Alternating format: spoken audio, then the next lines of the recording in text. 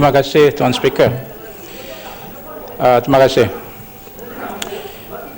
Kita setelah meneliti Ni yang kapal tak jadi budak baik ni kenapa? Dia marah nama dia tak senarai. Tu dia marah tu. Ni tengok lenggong. Saya nampak lawyer kita di atas tu Puan Ambiga pun ada tengok telatah No, kapal. betul. Ya betul, itu yang kita minta. Agaknya dia malu point. tengok telatah kapal dalam dewan ini. Satu poin. Sila yang muat kapal dulu. Masalahnya tak berasal. Sila. Speaker. Pada Bunta sila. masa Tuan Speaker, saya nak ulang balik apa yang disebut oleh rakan saya sebelum ini daripada Puchong. Perkataan terakhirnya bahawa kami daripada Amanah memang tidak boleh menerima rang undang-undang ini, kerana kami merasakan kalau kami menerima undang-undang ini, dan ini termasuk juga rakan-rakan sebelah sana, maka ini bermakna kita derhaka kepada Yang di-Pertuan Agong.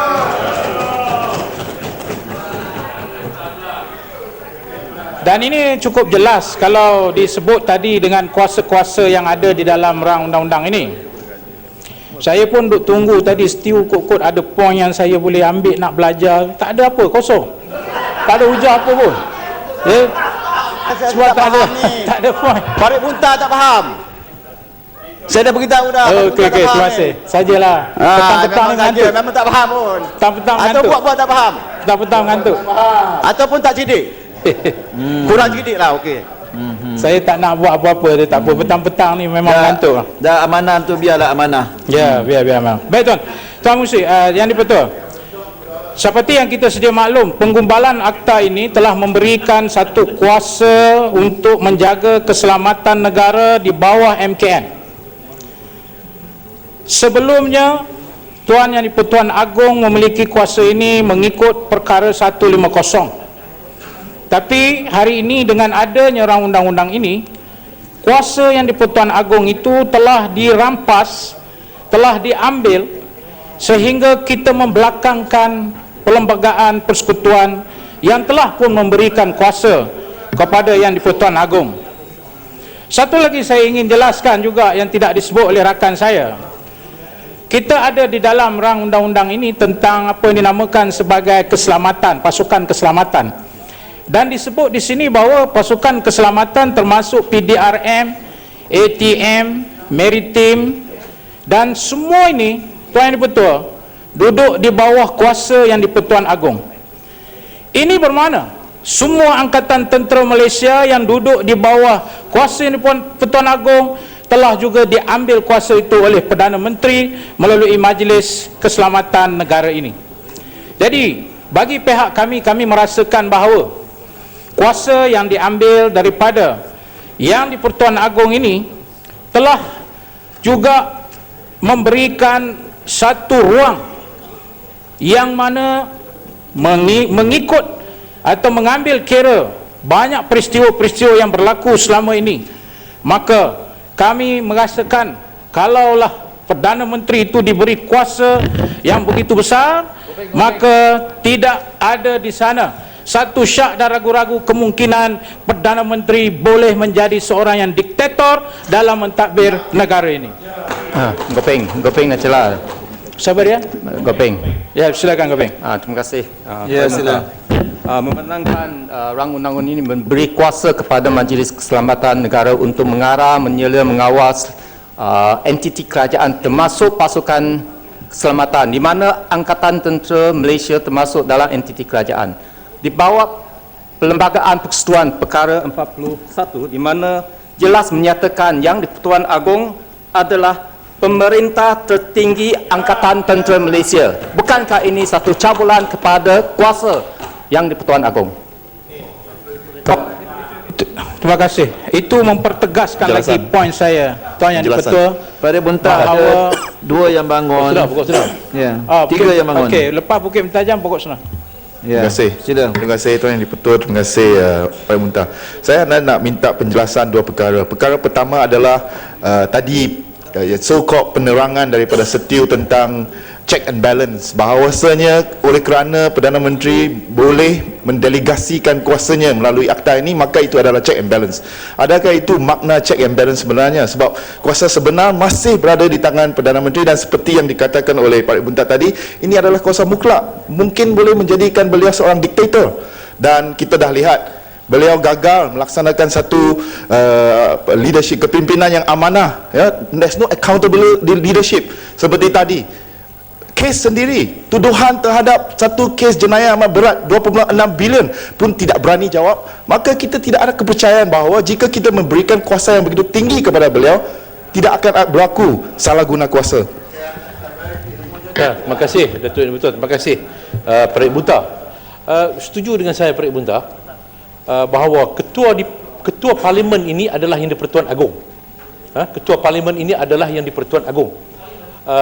Bermakna bahawa kalau kita bersetuju